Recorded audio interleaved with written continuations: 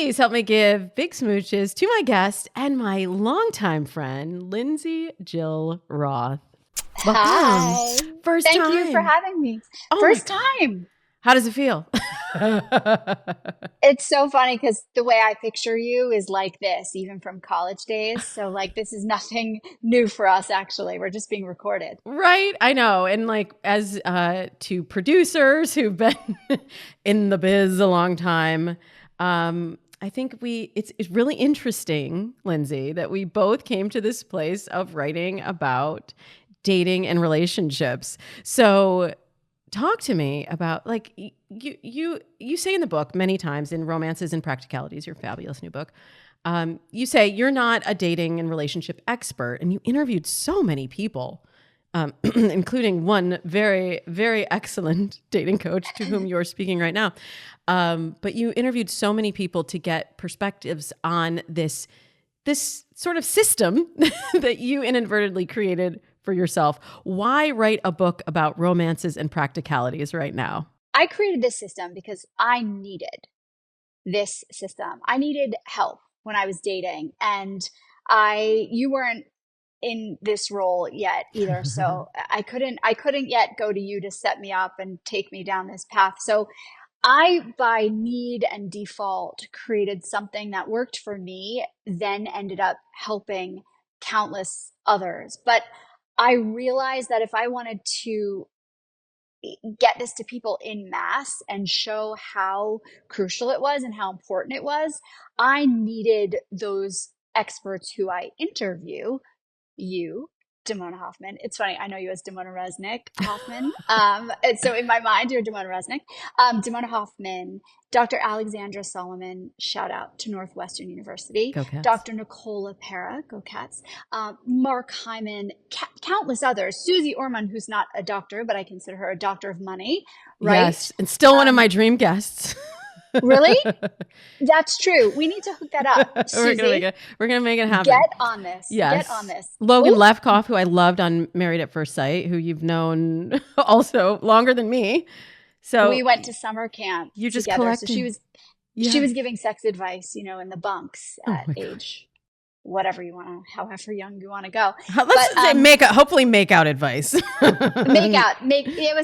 definitely was not sex advice at summer camp. Relational advice. Yeah. Even like, what to wear and how to do your hair advice. But I was going for, let's get as much research and backing on what I've created as much as possible to give people confidence, not only in the stories of my story, but also people I interviewed, as well as this professional advice that people pay lots of money to seek. Mm-hmm. So that was my strategy here. And I think you've read it. I think it combines the best of that great transatlantic love story with this system to really help you achieve healthy, lasting love.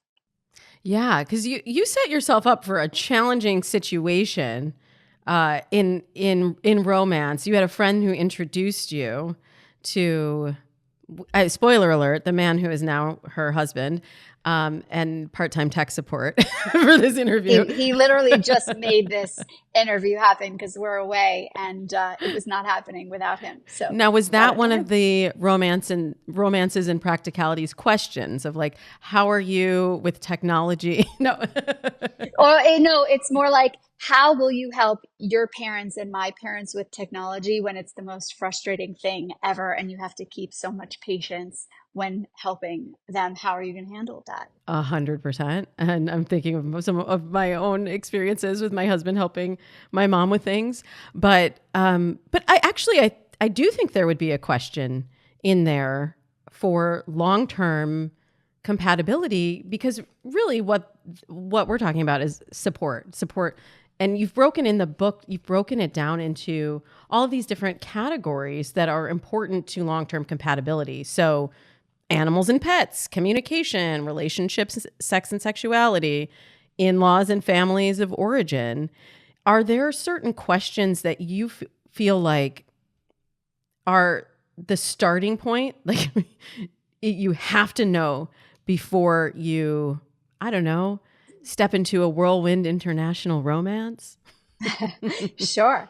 So, first and foremost is finding someone who you feel comfortable asking any one of these 250 questions with. I think that says a lot, right? So, if you're thinking, ugh, I can't talk to him or her or they or them about this, then maybe that person doesn't make you feel comfortable enough to be in a healthy long term relationship, right? Mm-hmm. So, and then everyone's starting point is different. So I have people who have done this, they're out of a marriage and they're looking to hopefully be in another long-term relationship and they start with kids because that's a big deal. Right. Whereas someone potentially who's in their 20s is thinking, well, I don't want to ask if they want to have kids. That's way too soon. So it depends on your starting point. And there are many on ramps in this book for getting into the questionnaire and how to do it and when to make it work for you. So whether it's, the person that you're with doesn't actually know that you're pulling questions from this book, or you say to them, hey, I have this really fun activity I wanted to try. Can we do it together? Uh, and you facilitate doing it that way, to going on walks and doing these questions together, or busting the book out and saying, pick a question, let's do it. It depends on you. And that's why this book has a universal appeal, because there's no one way to do it. Yeah, and you even talk in the book about how couples could do this. Like if you're listening and you're like, "Well, I just started dating someone, is it too late? Are we already too far along?" And I believe like the best time to plant a tree was 10 years ago. The second best time to plant a tree is right now. So you can always start asking the questions, and I imagine just using this as a framework can really open up a new level of vulnerability, whatever phase of the relationship you're in. People don't always know what to ask, right? So there's that aspect too. I've heard a lot of, wow, I didn't realize that was something we should talk about. So to go back to what you were saying about families of origin, that kind of thing, one of you might not live near your family. So the time you should be talking about where that family stays when they come to visit you is not right before they visit you. It's at this point in the juncture, way before that. So there's a plan in place. So one person is not thinking, oh, of course my family will stay with us when they visit. And the other person is thinking, well, they can't stay with us. That would be a total relationship killer. We don't have the room for them. Who's going to sleep where? You should have these conversations when things are calm and quiet and beautifully, blissfully happy. So I suggest, if you haven't done anything like this, when you're on the cusp of an engagement or making this relationship official, that's when you should talk about these things, when you're happy, when it's not a problem. Yeah. And I think it was Logan Lefkoff that you quote. No, maybe it was one of the other experts you quoted, that they see a lot of people before they get married and while they're happy, because they're laying the foundation by clarifying their communication before things get rough. And It was Lori Gottlieb it was Lori who said Gottlieb. that. Yes. Yes. Another She friend said of the show. the best sessions that she has are with people who recognize that therapy shouldn't come when there's a problem, is that it's really helpful before anything like that can happen. Yeah. So we're starting where we're at. I want to get back into your international whirlwind romance. So you had a friend who said, you should meet this Brit. You should This meet Brit. this Brit. He lives halfway around the world, but you're It's so perfect for funny. each other.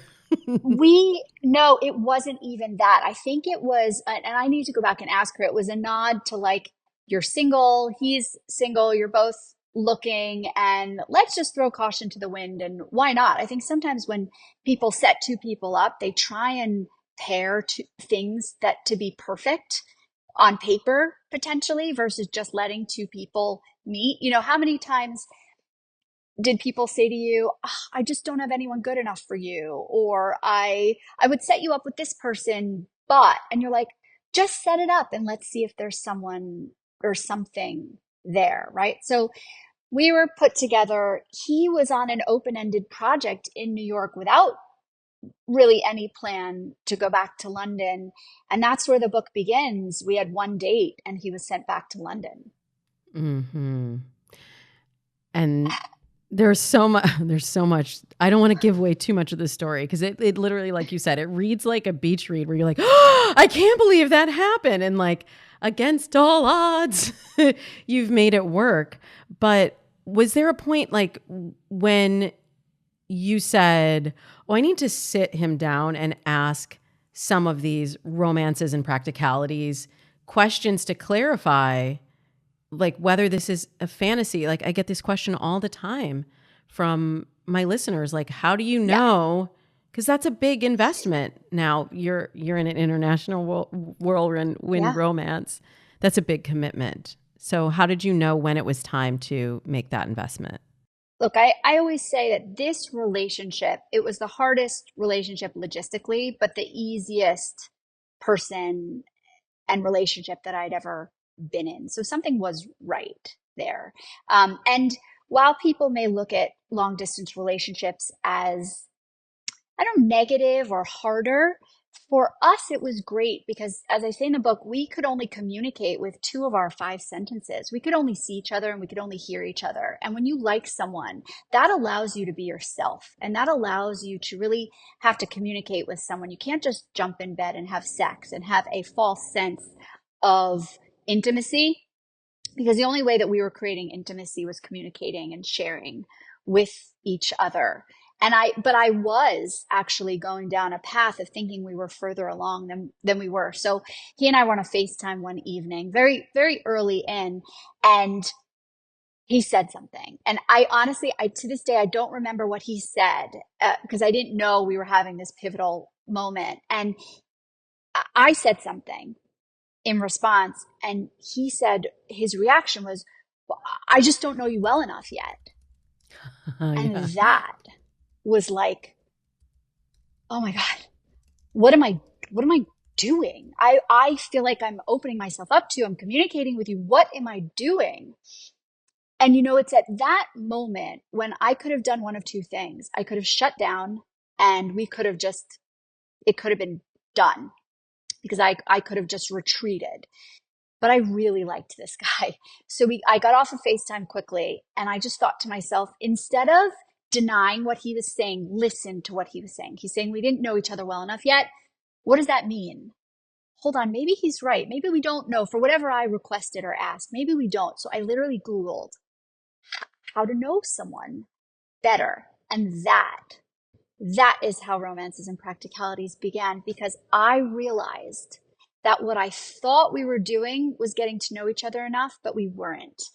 And there were things that we needed to do to get to know each other better. And that moment was the start of the system and creating this system. And I realized that we needed to ask each other questions and talk about things to really get to that deeper level, to know if we could be compatible long term. And step 1, when I sort of put this idea together and said, hey, can we dig in? He was willing to go there with me. And that's a big step. So when people say, how do you know? This is a tool. And if your potential partner or friend is willing to go down this path with you, which is super fun, by the way, actually legit fun, that's step 1. Yeah. Yeah. And it's when it works, it's obvious. And when you are vulnerable, like you showed up with vulnerability of like, I want to share. It's not an interrogation, it's a conversation. And you can see very quickly how somebody responds to that. There's more I want to unpack though, just in that process for you. I'm like, oh, where do we go from here? Because there's so many different directions. But I'll go wherever you take me. I'm going to hold you to that. Okay.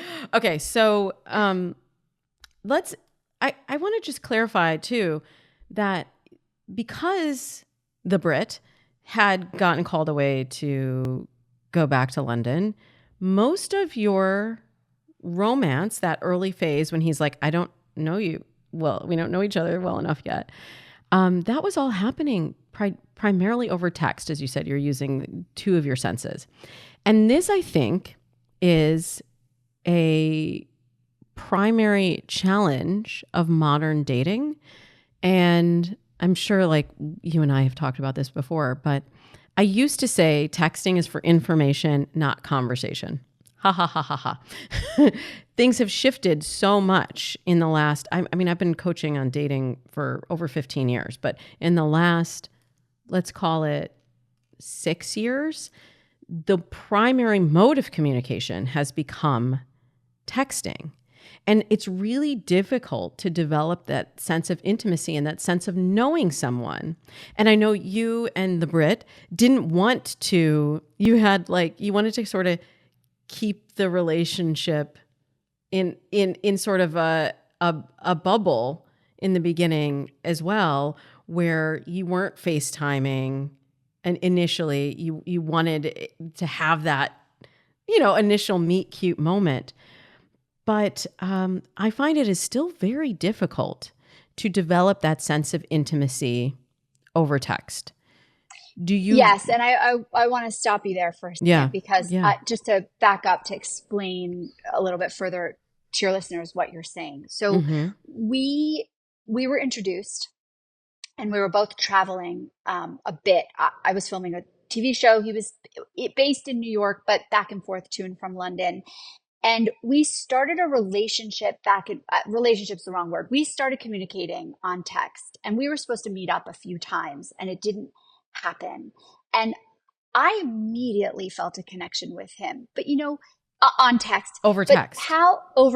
But how many of us have dated, have met people online, or formed this, what you think is this beautiful rapport over text, only to meet in person and have there be zero chemistry, zero alignment. And it's such a disappointing moment and letdown, right? So we both felt like there was something there on text, and we specifically didn't want to FaceTime and have that be the first time we saw each other and heard each other's voices. I don't think I say this in the book, but I had Googled the SHIT out of him because I was like, I need to hear his You're a voice. producer. So I had heard. You do your research. And he didn't have a huge presence online, but I had heard his voice, and I told him way later. I was like, oh, he's got a this is so sketchy. I love it. But we wanted the first time we sort of spoke to each other. No, wait, go back. Go back. You had heard his voice. How? I heard his voice. Well, this gets into like the nerdy thing, one of the things that I love about him, but he was in, he's going to kill me for saying this. He was in a financial modeling competition and made it your face right now, made it very, very, very far in that he's like a maths numbers savant. And I saw a very small video clip of him competing in this competition. I didn't tell him this till much, much later. He probably doesn't even remember this now. Because, But we so don't do this, y'all. But it's great stories. It's just part of it. It didn't make the cut of the book because there was not enough time for everything. But we were very deliberate in that we both thought that there was chemistry and we were honest about it, and that we were hoping it would translate to in person.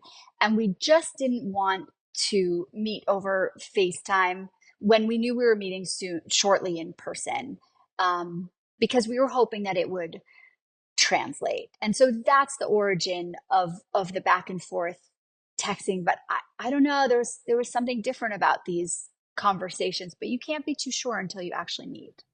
100%. And this is why I tell people, get offline as quickly as possible. But sometimes you're in a situation where it's not possible. So, I agree with you. I agree 100%. And we had set to meet a couple of times, and then for various reasons, it hadn't happened. And we did get to the point where we said, okay, if this doesn't happen, we will FaceTime each other. And then thankfully it happened. Yay. I'm very thankful because I really enjoyed watching the love story unfold in this book and hearing all the things that I hadn't heard before. I mean, I've known you for a long time, and I knew like the tentpole moments, but And now I got a secret story out of you that's not even in the book. So ha It's ha not. It's not. ha. I'm sure Okay, you'll get others. I want to go into some of the questions. First, we're going to take a quick break so we can hear a word from our partners. But there's some juicy questions in here that I can't wait to unpack with you, Lindsay. Me too. Okay, so going into the actual questions, how did you come up with these categories that I mentioned earlier that you separate? You know, it's chapters in the book, but there are also sections of categories of questions in the back of the book as well. Yeah, the book is structured in the way that we tackled all of these issues. And it's so funny, whenever I talk about it, I always make this up and down motion because I really feel like our story was so up and down. And I wanted to give people the real view of the progression of my relationship. I wanted to be as honest as possible about the things we excelled at and the things we didn't do right the first time and had to work on. So the categories were born out of the things that we felt we needed to discuss. And then when I went to the experts, I ran by them the trajectory and sort of said, am I missing anything? Because it is comprehensive, and people would hear 250 questions and think, oh, but it's nothing if you're having beautiful conversations about these. And something I should say is that when you get into the rhythm of these, it is super sexy. I mean, I have people who, do 3, 4 questions and are like tossing the book and having sex right then and there because it's such an intimate exercise. So the order that you do the questions might be different from the order that I did the questions, but my path in the book is reflected in each of these chapters. So, for example, religion for us was one of the hardest things. So it's at the end. That's interesting. Because I did think as I was reading it, we asked and answered a lot of these questions in a way. When my husband and I were getting together, we had a much longer runway. It was like 4 years almost before we got married. But I would say that we encountered money and finances first. And I've talked about this on the show before. Because that's really like what a lot of couples fight about most. So are there, Well, as and you were, money and finances are a through line in everything, right? So it's not just like money is not just how much do you make? Do you have a mortgage? What's your rent? Right? It's do you want to go on vacation? Do you want to go out to this restaurant? Well, how much do you spend on your clothing? Wow, that's different for me. It's what did you grow up with? So money touches on everything.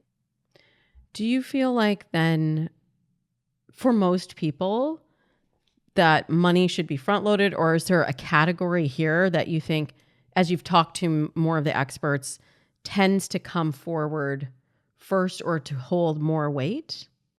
Again, I think that has to do with you. I mean, this amazing couple that I interviewed in the book where money came up on the first date because it turns out they both had very similar experiences when a parent of theirs lost all their money and Oh, how it wow. affected them as kids growing up, and then how they brought that with them to the relationship. And these two people, it came out so early on, and that's what bonded them. And so they were able to talk about that easily and freely, whereas maybe, they couldn't talk about sex as well as they could talk about money, but other couples can talk about family versus, I don't know, money or whatever it is. So Mm-hmm. again, we all have different childhoods and we all have different struggles and we all have different successes. And I think it will become apparent what are going to be your harder things pretty early on. Yeah. Yeah. I really liked, I like starting with communication. I feel like that is the foundation of figuring out a lot of these other challenging things like how do you fight? How do I fight? How do we fight? And how does that feel? That's romances and practicalities question number 10. Well, the reason that one's early is that it's something that, look, you have a lot of single listeners. This book is absolutely for people who are single, because if you know the answers to these questions, that one in particular, it's going to make you a better partner. Yeah, 100%. And then when you hit I don't even want to call it like let's say an inflection point in the relationship, because inevitably there's going to be a challenge. And the question is, how do you deal with it? And if you know that you always shut down, or if you know, and I talk about this a little bit in my book, actually, how I come from a loud family that fought a lot, and my house was just loud all the time. Seth, on the other hand, his mom's a social worker. She's like all nonviolent communication. Like everything was about like calm communication. So just me raising my voice, even though I'm not even like, I might even be mad at him. I'm mad at traffic, but it makes him feel agitated just for me to be like, hey, wise guy, why you cut me off or whatever. And so just knowing that that is how he fights or how he communicates or how he deals with conflict was really instructive when we did encounter conflict. And again, as you said earlier, better to deal with it before you have the moment. Like the time that you talk about sex should not be when you're in the bedroom, right? It should And be in unsatisfied. neutral. Right. Oh, totally. And unsatisfied. Yeah. So you just made me think of something. It doesn't have to do with conflict and how you fight, but in terms of differences. So I was visiting a friend. Um, this is years ago. As a friend. It was another girlfriend. It was not a romantic thing. And same like you, I grew up in a loud house. Everyone's in each other's business. Open floor plan. You're on the phone. Whatever. Everyone's in everyone's stuff. And my friend didn't grow up like that. And so I was in her house, and someone called me on the phone, and I was like walking around her house and on the phone and talking and in all of her rooms and doing my own thing. And I wasn't even thinking like, oh, this might not be cool for her. She doesn't need to or want to be listening to my side of whatever conversation I'm having. And I got off the phone, and she was like, hey, you know, I'm not trying to like be rude or anything, but do you mind taking your personal calls in your bedroom, in the room you're staying in, just because I'm doing something else? And she was unsure if she would hurt my feelings about bringing this up or whatever. And I was like, oh my God, I'm so sorry. I didn't even, I wasn't trying to be rude either. I just wasn't thinking about you. And I should have, but I didn't grow up with that. So it was literally Mm. some default habit from my childhood that could have gotten in between us because she might not have said something and become resentful. Me, I wasn't thinking about her. I'm a considerate person, but I just didn't even register. And it's little things like that. If you recognize them, you can change. Or if you're comfortable enough with the person you're with, it's okay to say to them, can you put the toilet seat down? Can you pick your towels up off the floor? That doesn't work for me. Yeah. And this is why I say relationships are the greatest tool for self-discovery. You weren't even aware that that was something that some people might find offensive. But whether they're romantic or any kind of personal intimate relationship, we can learn from these interactions, and using these questions, you can really go a level deeper. Because like That's the it's point, because they're yeah. not I questions. They're not things Mm-hmm. like, what do you find the most attractive feature about me? It's not like, I think your eyes are the most beautiful feature about you. It really gets you to dig deep, first in yourself and then with someone else. Yeah. And that I think that's something we have in common, Lindsay, that that's where I always start my clients. That's why like my system starts with mindset. And mindset is both about you, and it's also about what you envision in your partner, and how you want to grow in the future, like what that looks like for you in the future. So you also have a lot of questions that ask people to figure these things out for themselves, of like, what are your career aspirations? Which some people might read this and be like, that's not a romances in practicalities question. Well, it's a practicalities question, I guess. But, what are your career aspirations? 100% that is going to affect your relationship. And, as you said earlier, in your own love story, you and the Brit were traveling, were on the road for work, and this ended up being a huge move for you to uproot yourself and move to the UK to start a life with him. So it's interesting imagining our future, but then also walking through it. Yeah, and being open to like what your choices are Mm-hmm. doing for the future that you imagined. Go on. So we all have a checklist, whether we want to admit it or not, right? We all have the things that we think we should have or deserve or want, or someone has told us would be a good match for us.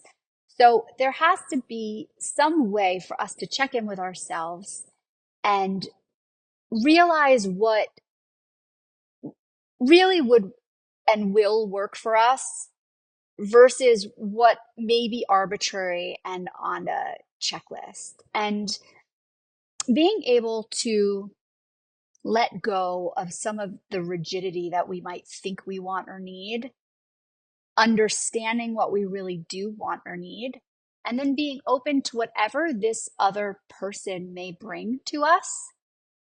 That's hard to do. That's really hard to do. And that's why this book, your program, these things bring structure to something that doesn't really have a structure, but that I think people like having a structure for, if that makes sense. Oh, it makes total sense. And I think it does require structure. Like, this is why I hate that phrase.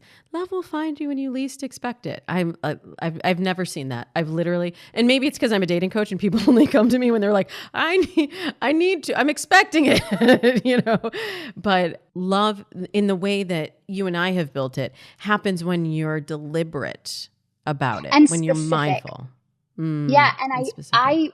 people always say, okay, I want someone who is spiritual, let's say, use that as an example. But what does spiritual mean to you? Because if you think spirituality is such a vast thing, but if you're not specific, and not that if someone comes with something else, it's wrong, and not that if someone answers these questions differently from you, it doesn't mean that you're not compatible. It's not that someone's wrong and someone's right. It's a point that you can discuss. But I feel as if, it really bother me on dating profiles when someone would write, I'm looking for someone who loves going out, but is just as comfortable at home in sweats watching Netflix. Because you're like, okay, but that means nothing. That Which actually one? means nothing. Well, Pick a but side that of the means street, I say. nothing. Yeah. And so figuring out to you what specificity is that you want Hmm. is such a gift. And taking the time to do that for yourself is going to make you a better partner. But you don't always know how to do that. Yeah. And Yeah. there's And I now a love that tool. you've made this tool in romances and practicalities. Okay. One more question.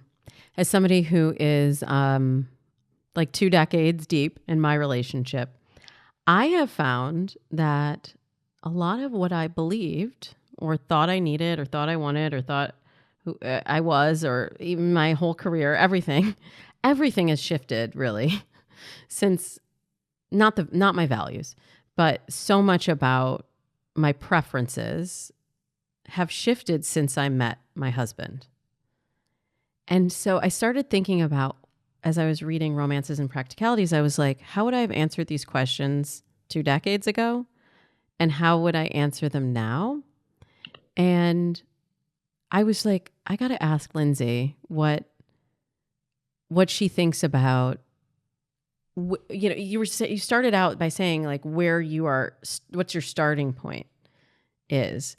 What do you think this book says about the evolution of a relationship, and for somebody who has already been in a relationship, how might the questions land differently? So I'm not naive to think that this book can solve everybody's lifetimes in one read, right? That would be quite naive. But what it does do for people is give them Well, it depends, actually. I was going to say it gives them a starting point. Your starting point is where you meet it, right? So to go back to what I said at the beginning, it's comfortability. If you revisit a conversation with a partner, let's say I'm using partner versus potential partner. So if you revisit conversations with Seth, for example, that you've had in the past, it is always easier to revisit than to bring something up for the first time. So if you talk about sex, for example, which is a hard topic for a lot of people to talk about. If you talk about your sex lives early and often, or early and not so often, but you're comfortable talking about it, and you're having problems 5, 10, 15, 20 years in, it's that much easier to bring up because it's a dialogue you've had before, right? Right. So this book is your starting point. And if you can use it as a tool and have this book meet you where you are, it gives you things to revisit in the future. And that's what's important. Perfect answer, as expected. I've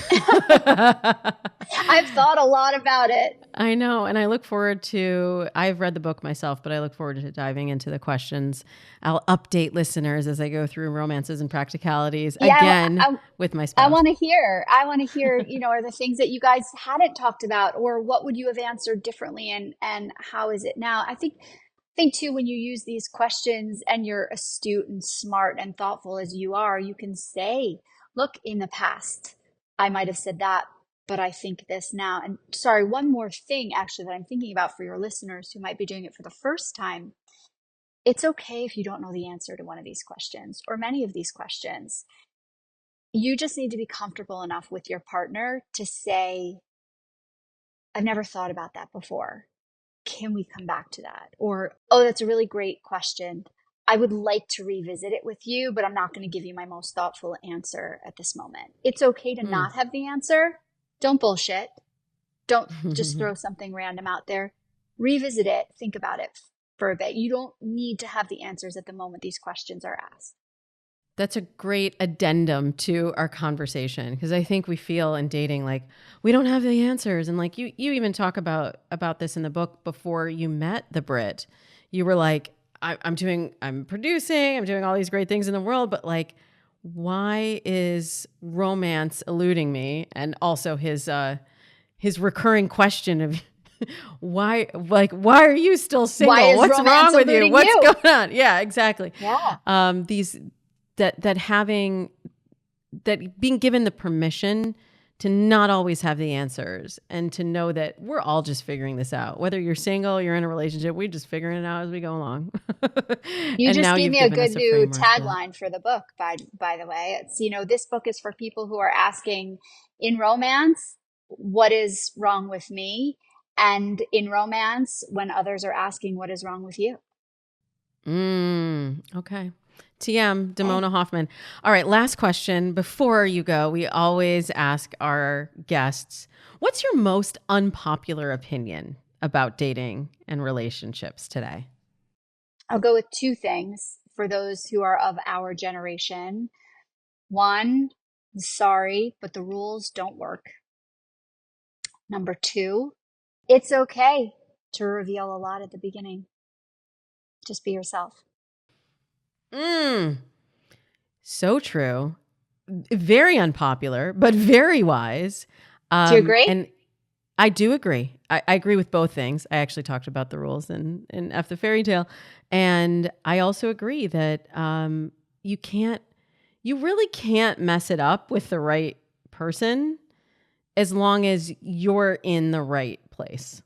So if you're sharing something honestly, it's not, if people are like, oh, I'm going to say the wrong thing and then they're going to run away. And it's like, if they run away, then girl, bye. He wasn't right for you in the first place.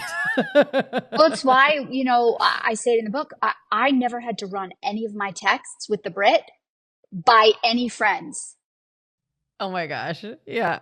We could have a whole other conversation about texting. I know. Part two. I adore you. Part two, Sorry. we'll do this again. I will go through the questions with my husband and report back. Thank you so much for being here with us today. And thank you for Always. writing this fantastic book, Romances and Practicalities. It is on bookshelves right now. Thank you for having me. I adore you.